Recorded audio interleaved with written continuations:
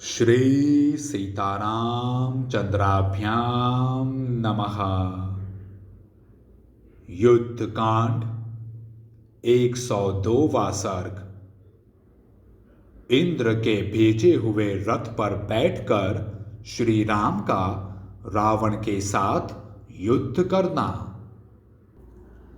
लक्ष्मण की कही हुई उस बात को सुनकर शत्रु वीरों का संहार करने वाले पराक्रमी श्री राम ने धनुष लेकर उस पर बाणों का संधान किया। उन्होंने सेना के मुहाने पर रावण को लक्ष्य करके उन भयंकर बाणों को छोड़ना आरंभ किया। इतने में राक्षस राज रावण भी दूसरे रथ पर सवार हो श्री राम पर उसी तरह चढ़ आया जैसे राहु सूर्य पर आक्रमण करता है। दशमुख रावण रथ पर बैठा हुआ था। वह अपने वज्रोपम बाणों द्वारा श्री राम को उसी तरह बींधने लगा जैसे मेघ किसी महान पर्वत पर जल की धारावाहिक वृष्टि करता है। श्री रामचंद्र जी भी एकाग्रचित हो रणभूमि में दशमुख रावण पर प्रज्वलित अग्नि के समान तेजस्वी सुवर्ण भूषित बाणों की वर्षा करने लगे। श्री रघुनाथ जी भूमि पर खड़े हैं और वह राक्षस रथ पर बैठा हुआ है। ऐसी दशा में इन दोनों का युद्ध बराबर नहीं है। वहां आकाश में खड़े हुए देवता, गंधर्व और किन्नर इस तरह की बातें करने लगे। उनकी ये अमृत के समान मधुर बातें सुनकर तेजस्वी देवराज इंद्र ने मातली को बुलाकर कहा, सारथे, रघुकुल तिलक श्री रामचंद्र जी भूमि पर खड़े हैं। मेरा रथ लेकर तुम शीघ्र उनके पास जाओ। भूतल पर पहुंचकर श्री राम को पुकार कर कहो, यह रथ देवराज ने आपकी सेवा में भेजा है। इस तरह उन्हें रथ पर बिठाकर तुम देवताओं के महान हित का कार्य सिद्ध करो। देवराज के इस प्रकार कहने पर देव सारथी मातली ने उन्हें मस्तक झुकाकर प्रणाम किया और यह बात कही, देवेंद्र, मैं शीघ्र ही आपके उत्तम रथ में हरे रंग के घोड़े जोतकर उसे साथ लिए जाऊंगा और श्री रघुनाथ जी के सारथी का कार्य भी करूंगा। तदंतर देवराज इंद्र का जो शोभाशाली श्रेष्ठ रथ है, जिसके सभी अवयव सुवर्णमय होने के कारण विचित्र शोभा धारण करते हैं, जिसे सैकड़ों घुंघरुओं से विभूषित किया गया है, जिसकी कांति प्रातः काल के सूर्य की भांति अरुण है, जिसके कुबर में वैदुर्य मणि जड़ी गई है, जिसमें सूर्य तुल्य तेजस्वी हरे रंग वाले सुवर्ण जाल से विभूषित तथा सोने की साजबाज से सजे हुए अच्छे घोड़े जुते हैं और उन घोड़ों को श्वेत चंवर आदि से अलंकृत किया गया है तथा जिसके ध्वज का दंड सोने का बना हुआ है, उस रथ पर आरूढ़ हो मातली देवराज का संदेश ले स्वर्ग से भूतल पर उतरकर श्री रामचंद्र जी के सामने खड़ा हुआ। सहस्त्रलोचन इंद्र का सारथी मातली चाबुक लिए रथ पर बैठा हुआ हाथ जोड़कर श्री रामचंद्र जी से बोला, महाबली शत्रुसूदन श्रीमान रघुवीर, सहस्त्र नेत्रधारी देवराज इंद्र ने विजय के लिए आपको यह रथ समर्पित किया है। यह इंद्र का विशाल धनुष है। यह अग्नि के समान तेजस्वी कवच है। ये सूर्य सदृश प्रकाशमान बाण है तथा यह कल्याणमयी निर्मल शक्ति है। वीरवर महाराज, आप इस रथ पर आरूढ़ हो मुझ सारथी की सहायता से राक्षस राज रावण का उसी तरह वध कीजिए जैसे महेंद्र दानवों का संहार करते हैं। मातली के ऐसा कहने पर श्री रामचंद्र जी ने उस रथ की परिक्रमा की और उसे प्रणाम करके वे उस पर सवार हुए। उस समय अपनी शोभा से वे समस्त लोकों को प्रकाशित करने लगे। तत्पश्चात महाबाहु श्री राम और राक्षस रावण में द्वैरथ युद्ध प्रारंभ हुआ, जो बड़ा ही अद्भुत और रोंगटे खड़े कर देने वाला था। श्री रामचंद्र जी उत्तम अस्त्रों के ज्ञाता थे। उन्होंने राक्षस राज के चलाए हुए गांधर्व अस्त्र को गांधर्व अस्त्र से और दैव अस्त्र को दैव अस्त्र से नष्ट कर दिया। तब राक्षसों के राजा निशाचर रावण ने अत्यंत कुपित हो पुनः परम भयानक राक्षसास्त्र का प्रयोग किया। फिर तो रावण के धनुष से छूटे हुए सुवर्ण भूषित बाण महाविशैले सर्प होकर श्री रामचंद्र जी के निकट पहुंचने लगे। उन सर्पों के मुख आग के समान प्रज्वलित होते थे। वे अपने मुखों से जलती आग उगल रहे थे और मुंह फैलाए होने के कारण बड़े भयंकर दिखाई देते थे।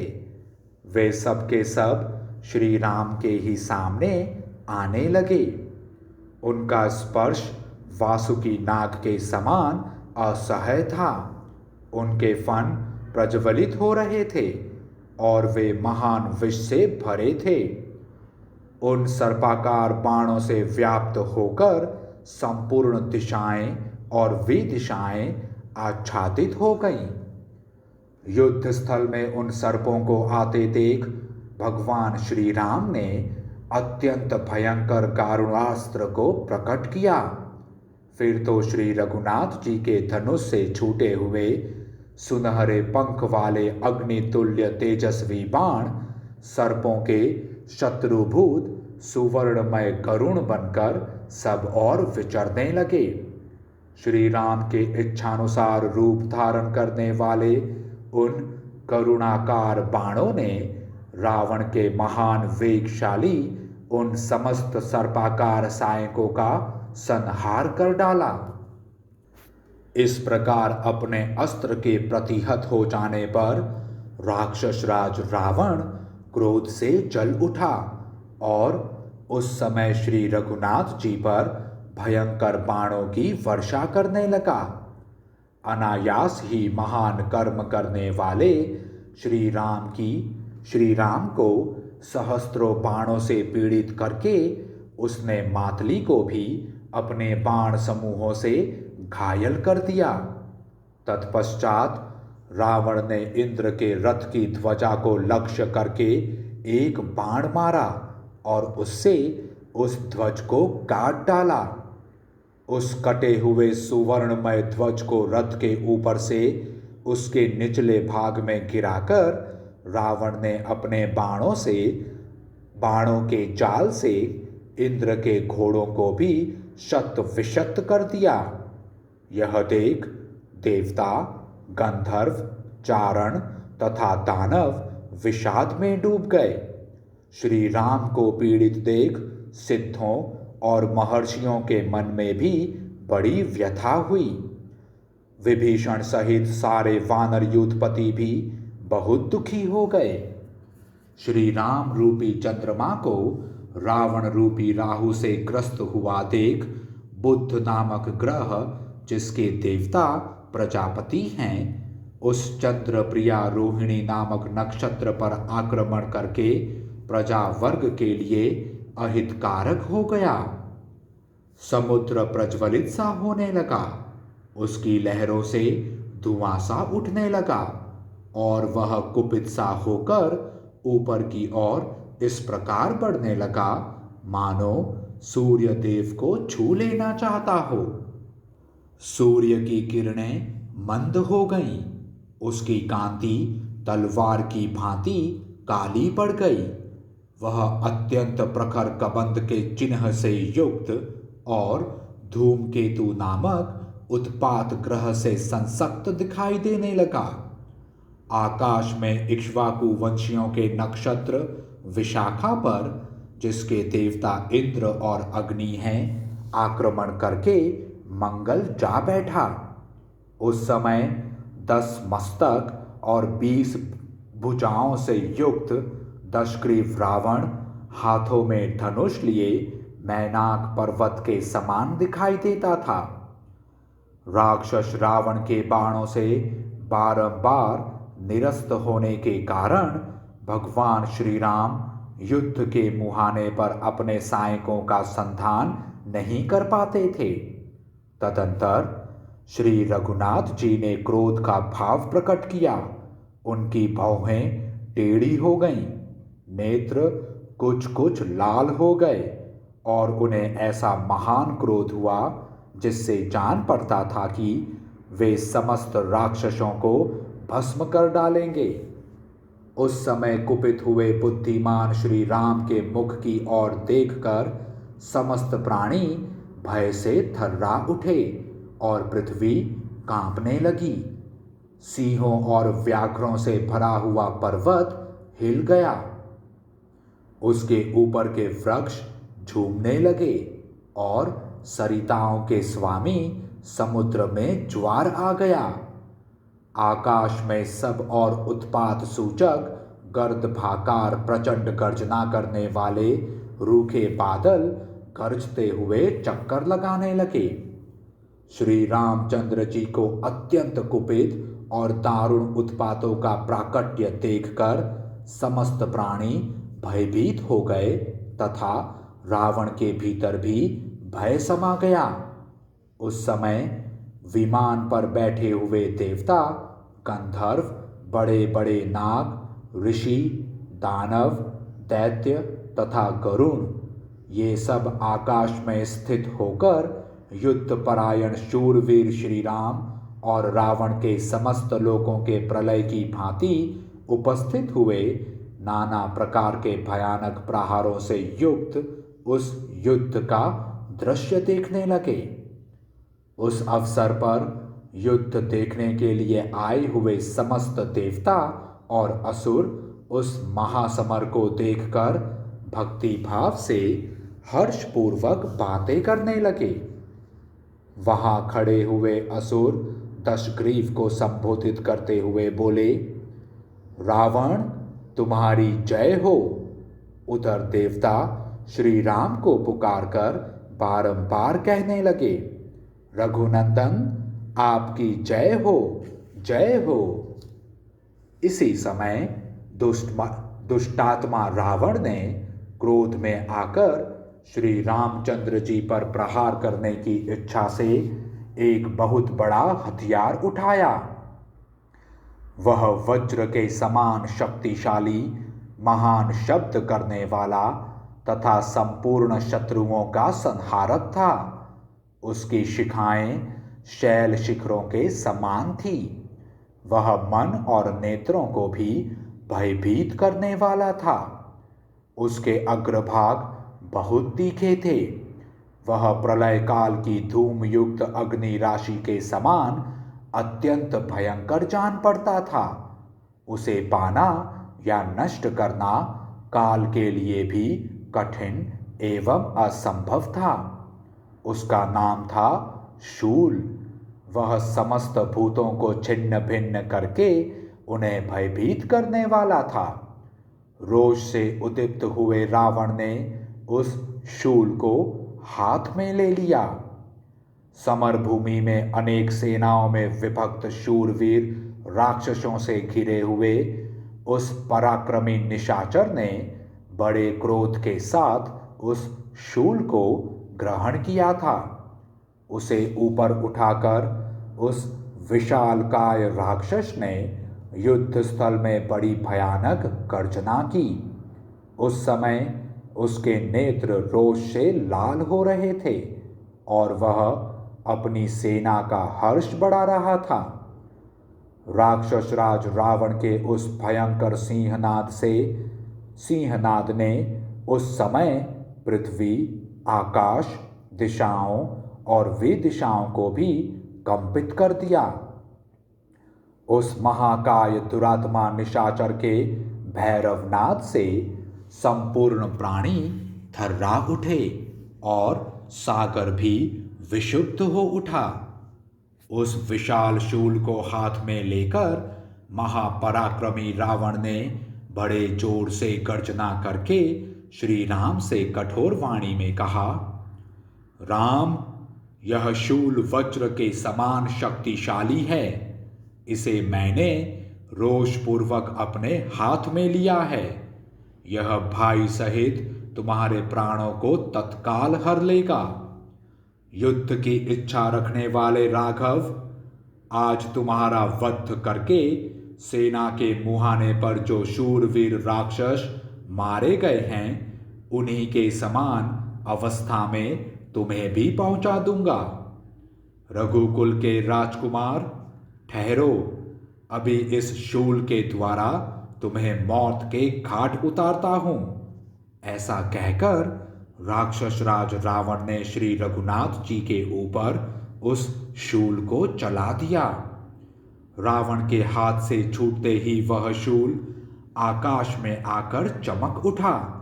वह विद्युन्मालाओं से व्याप्त सा जान पड़ता था। 8 घंटों से युक्त होने के कारण उससे गंभीर घोष प्रकट हो रहा था।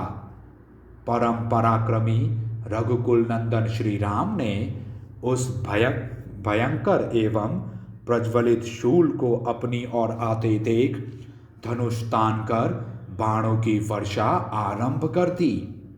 श्री रघुनाथ जी ने बाण समूहों द्वारा अपनी ओर आते हुए शूल को उसी तरह रोकने का प्रयास किया जैसे देवराज इंद्र ऊपर की ओर उठती हुई प्रलयाग्नि को संवर्तक मेघों के बरसाए हुए जल प्रवाह के द्वारा शांत करने की चेष्टा करते हैं।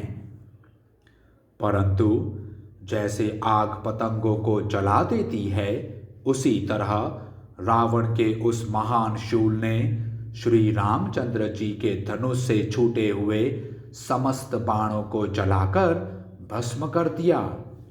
श्री रघुनाथ जी ने जब देखा मेरे सायक अंतरिक्ष में उस शूल का स्पर्श होते ही चूर चूर हो राख के ढेर बन गए हैं, तब उन्हें बड़ा क्रोध हुआ।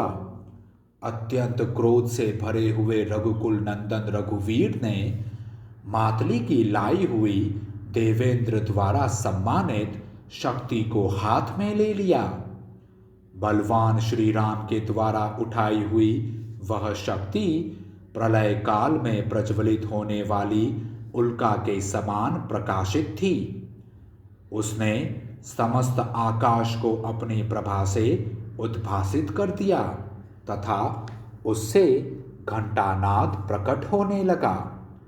श्री राम ने जब उसे चलाया तब वह शक्ति राक्षस राज के उस शूल पर ही पड़ी। उसके प्रहार से टूक टूक और निस्तेज हो वह महान शूल पृथ्वी पर गिर पड़ा।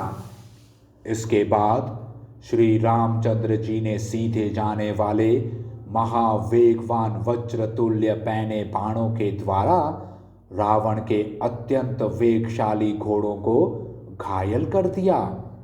फिर अत्यंत सावधान होकर उन्होंने 3 तीखे तीरों से रावण की छाती छेद डाली और 3 पंखदार बाणों से उसके ललाट में भी चोट पहुंचाई। उन बाणों की मार से रावण के सारे अंग शत विशत हो गए। उसके सारे शरीर से खून की धारा बहने लगी। उस समय अपने सैन्य समूह में खड़ा हुआ राक्षस राज रावण फूलों से भरे हुए अशोक वृक्ष के समान शोभा पाने लगा।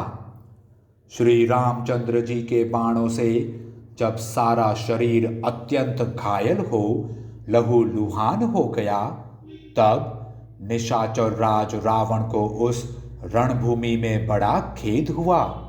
साथ ही उस समय उसने बड़ा भारी क्रोध प्रकट किया। इस प्रकार श्री वाल्मीकि निर्मित आर्ष रामायण आदि काव्य के युद्ध कांड में 102वां सर्ग पूरा हुआ। जय श्री राम।